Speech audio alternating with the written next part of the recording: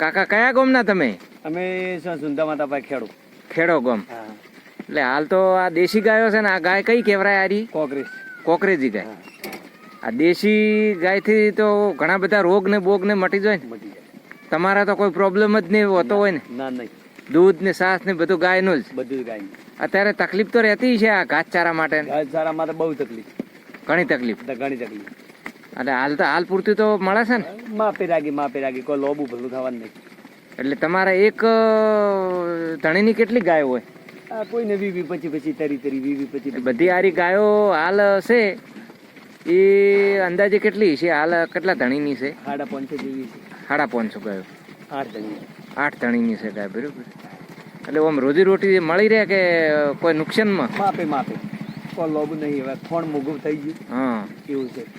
અને જંગલ બધે જતો રહ્યો. જંગલ જતા રહ્યો, બરોબર.